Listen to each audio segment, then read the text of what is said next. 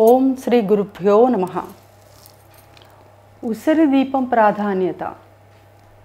ఉసిరి దీపం అనేది కూడా మనం కార్తీక మాసంలోనే పెడతాం. మిగతా రోజులలో మిగతా నెలల్లో మనం ఉసిరి దీపం గురించి కానీ ఉసిరి గురించి కానీ పెద్దగా మాట్లాడము.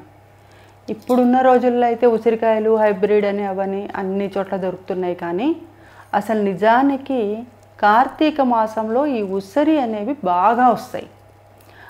ఏ కాలంలో వచ్చిన కూరగాయలు, ఏ కాలంలో వచ్చిన పండ్లు ఆ కాలంలో మనం తప్పకుండా తీసుకోవాలండి.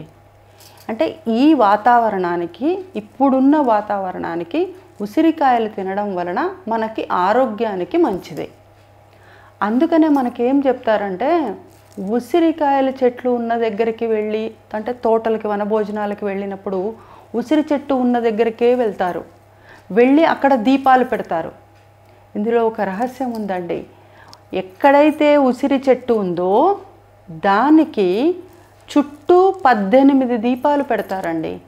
18 దీపాలు పెట్టి 18 ప్రదక్షిణాలు చేసి ఆ కింద కూర్చొని దామోదరుడి ఫోటో పెట్టుకొని పూజ చేసి మనం అప్పుడు వనభోజనాలు చేస్తే అది చాలా మంచిదండి మనకి.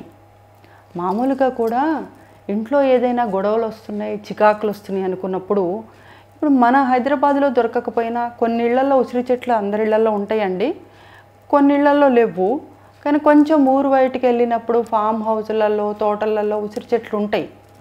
అక్కడికి వెళ్ళి ఇళ్లలో గొడవలు అవుతున్నాయి, చికాకులు అవుతున్నాయి, భార్యాభర్తలకి పొసగట్లేదు అని అనుకున్నప్పుడు అక్కడ 7 దీపాలు పెట్టి ఈ ఇద్దరు కలిసి, ఇష్టం ఉన్నా లేకున్నా ఇద్దరు కలిసి, ఒకళ్ళు నూనె పోసి ఒకళ్ళు ఒత్తి వెలిగించి దీపం పెట్టి చుట్టూ ప్రదక్షిణాలు చేసి కొంచెం సేపు కూర్చొని ఇంటికి వచ్చారు అంటే, అలా కొంతకాలం చేయడం ద్వారా కనీసం వారానికి ఒక్కసారి చొప్పున ఒక 5 వారాలు, 7 వారాలు, 9 వారాలు చేశారంటే వాళ్ళకి ఖచ్చితంగా వాళ్ళలో ఉన్న చికాకులు పోతాయి.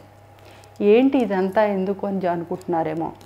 ఉసిరికాయలో ఆరోగ్య శక్తి అనేది చాలా ఉంటుంది. దాని నీడ కూడా మనకి మంచిదే. జమ్యాకైతే ఎలా మంచిదో ఇది కూడా అలాంటిదే. ఉసిరి తినడం వలన ఎటువంటి రోగాలైనా పోతాయి. సో ఇంత మంచిగా ఉంది కాబట్టే, దీని గురించిన సత్ఫలితాలు ఎక్కువగా ఉన్నాయి కాబట్టి అన్ని దీపాలతో పాటు ఉసిరి దీపం కూడా పెట్టాలి అని చెప్తారు దేవుడికి.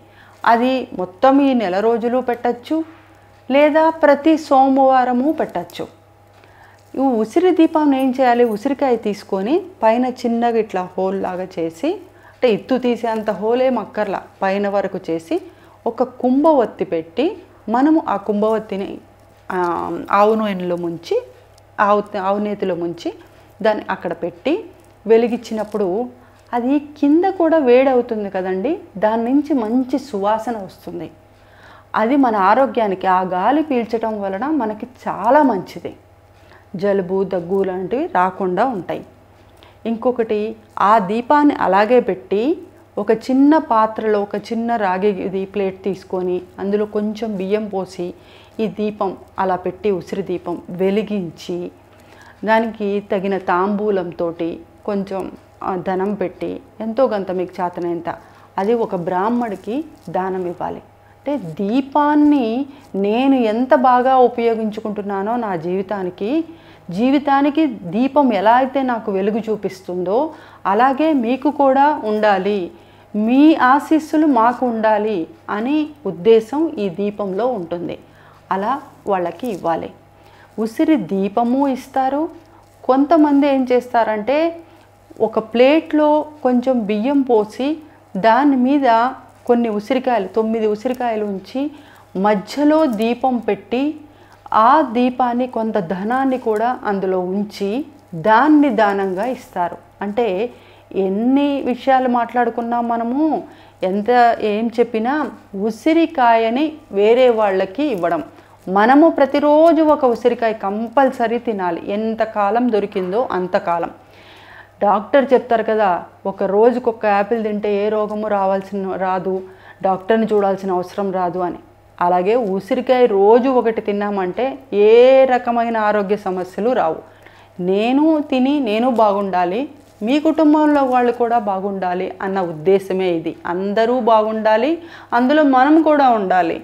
ఆ ఉద్దేశంతోనే ఈ ఉసిరి దీపాలు ఇచ్చిన, ఉసిరికాయలు దానంగా ఇచ్చిన, ఈ కాలంలోనే ఉసిరికాయ పచ్చడి పెట్టుకొని దాన్ని నిల్వ ఉంచుకున్న, అన్ని విధాలుగా కూడా ఉసిరి అనేది మనకు సత్ఫలితాలను ఇస్తుంది. దానిని వాడడం వలన, దాని మీద పెట్టిన దీపం వలన అది కొంచెం కొంచెం కరిగి అంటే మెత్తబడి ఆ ఉసిరి దాని నుంచి వచ్చే గాలి వలన మనకు వచ్చే కఫ సమస్యలన్నిటికీ చెక్ పెట్టేయచ్చు, అంటే అవి దూరం అవుతాయి.